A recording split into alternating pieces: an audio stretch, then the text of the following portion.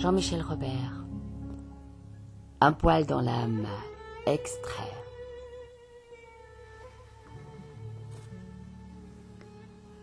Qu'il soit roi ou sans grade, le fainéant a l'âme d'un grand voyageur. À l'heure de la sieste, toutes les routes mènent à lui et lui piétinent le cœur à grands pas de goudron chaud.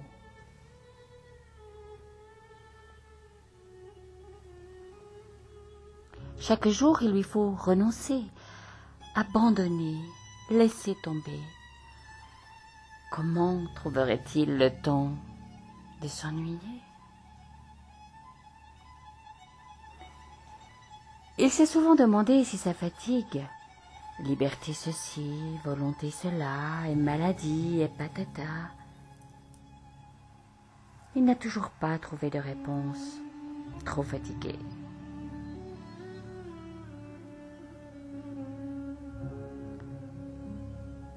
Depuis le Big Bang, ce long chemin étoilé vers la conscience humaine, tout ça m'a épuisé, se dit-il, en tapotant l'édredon.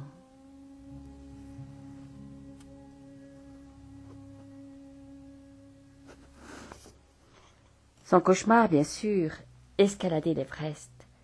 Son rêve, tomber infiniment dans la facilité. Entre les deux, la vaisselle sale s'entasse.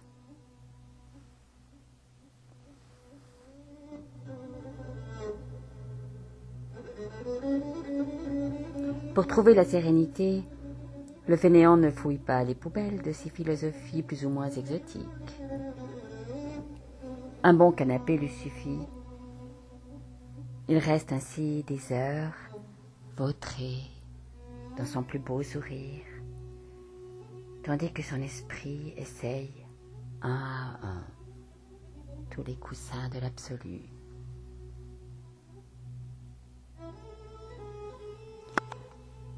Catégoriquement, il refuse de faire face à ses responsabilités. Il veut bien, cependant, étant malgré tout bon garçon, leur montrer son meilleur profil. Bon fainéant n'est pas forcément mauvais jardinier. Voyez comme il cultive le mauve, pour que les cernes sous ses yeux en permanence sourient aux anges.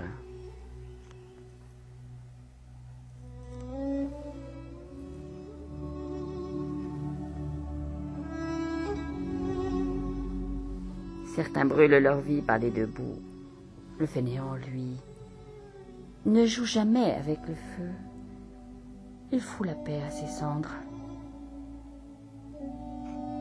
Si vous allez jeter sur la lune vos papiers gras, si vous parlez conquérir d'autres mondes, soyez gentil de ne pas effrayer les petites galaxies nostalgiques lorsqu'elles descendent dans son demi-sommeil, lui sucer longuement les orteils. Si vraiment l'avenir appartient à ceux qui se lèvent tôt, le reste appartient aux autres.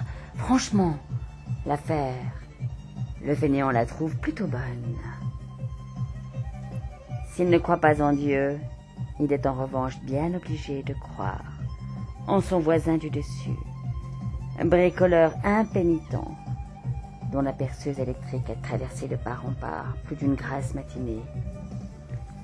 Le fainéant haïrait volontiers ce triste individu, mais la haine, c'est épuisant.